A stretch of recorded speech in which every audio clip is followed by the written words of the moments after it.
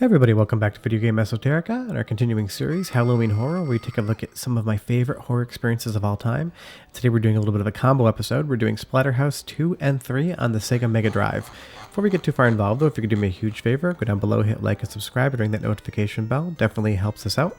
But I love both of these games. I actually love all three, and I would have done a trilogy episode had I not already covered the original Splatterhouse on the FM Town Smarty. But starting right out, we're playing Splatterhouse 2, and I will say I rented this game constantly when I was a kid, because for some reason my mother thought that it was too mature for me to play or own, but my father would rent it for me at Video World every single time we went. So I probably rented it enough to actually own the game, but it was only later in life that I was actually able to get it back. And I do actually love 2, but 3 is my favorite as far as the Mega Drive games are concerned, so we're going to talk about that one a little bit more. But I love the music of this game. I love when Rick uses the 2x4 and splatters the enemies into the distance on that wall. Everything about this just feels awesome. It feels like a continuation of the original Splatterhouse, where Splatterhouse 3 kind of changes the formula completely and does something new but quite effective with it. I love all the enemy designs, all the gore aspect, these kind of like red slimy, almost look like standing lobster claw creatures. It just looks great. And you can see that guy is afraid of whatever's in that room, but he's afraid of Rick as well, so he runs in and gets completely decimated. And then this gigantic, gross looking mouthworm with veins comes out and just... it's easy to kill, but it just looks horrifying.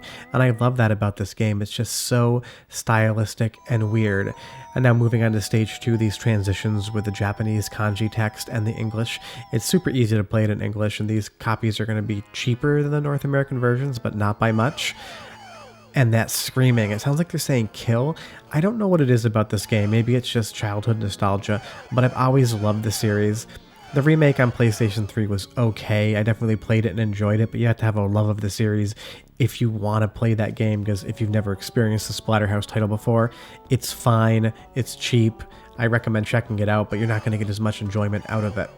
But as these faces come up in the background, this has everything that I would want in a horror 2D beat-em-up game, especially on the Genesis, where they got away with a little bit more. Because I just can't imagine seeing this game on the Super Nintendo, because back then, in the 90s, when you had a Genesis, you got more violent experiences. You got Mortal Kombat with blood, and you got Splatterhouse 2 and 3, which are some amazing games. And I love this boss here, even though he kills me quite quickly. This game is extremely difficult. But moving on to Splatterhouse 3, and I love this kind of pseudo 3D crystal intro, this game changes the formula of what Splatterhouse was. It doesn't take it too far away from what you would expect, but for Splatterhouse and Splatterhouse 2, you're moving left and right on a single plane. You punch, you kick, you turn around, no big deal. Splatterhouse 3 takes more of the Streets of Rage formula, where you do have the ability to move forwards and backwards in the foreground, so you can go up and down, and this game moves quicker, Rick controls a little smoother, and it feels like a traditional beat-em-up game versus the first two. Now, while that was a big departure for the series, and I love them both, I do like how different this game is as far as how it feels. And you also get these really great story beats in the middle about your girlfriend Jennifer and what's happening to her. Because this game runs on a timer system. Each floor of the West Mansion, you have a certain amount of time to get to where you need to be, and you have a map. And if you look at that top left-hand corner, you're going to see that time. And depending on how quickly or how slowly you traverse the stages, it's going to change the story. So the game has a lot of nice replayability. And as far as how it looks and sounds, again, an amazing soundtrack. I love all the sprite work and the pixel art they've done for this. You know, the backgrounds aren't the most detailed, but you have that crumbling wall, you have blood running down these bookcases, you have everything that you'd want to see. And you see that we pick up those power-up crystals there as well, because we can transform Rick into a super power stage right here, where you're going to get some different attacks, and they're going to land a little bit harder.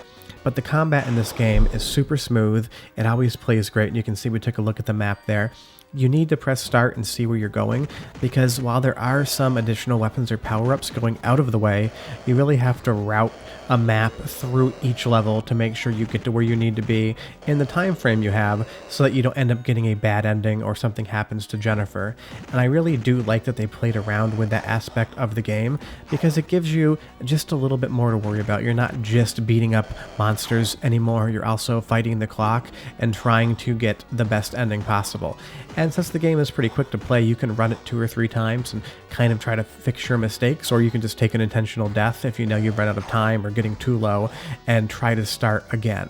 So it's got that really nice component in it where you have a meta game underneath the game. Yes, the main intent is just to beat the ever-loving hell out of these demons that are coming for you, but you got to worry about that timer and you got to manage expectations. As you'll see here, we got to the boss stage with about 1 minute and 34 seconds left on the clock because I took a little bit of a circuitous route through the first floor of the mansion to get to the boss so I could get a little bit more power up. You'll see I have a full bar there.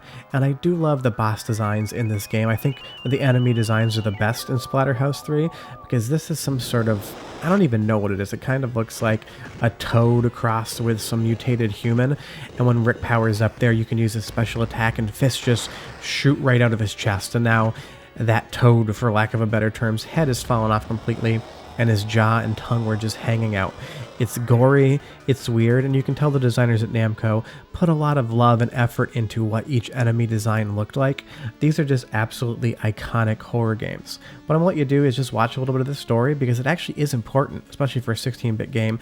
It gives you a lot of detail for your motivations, but I'll be back in just a second and we'll talk a little bit more about Splatterhouse 3 and we'll close the video up. But enjoy.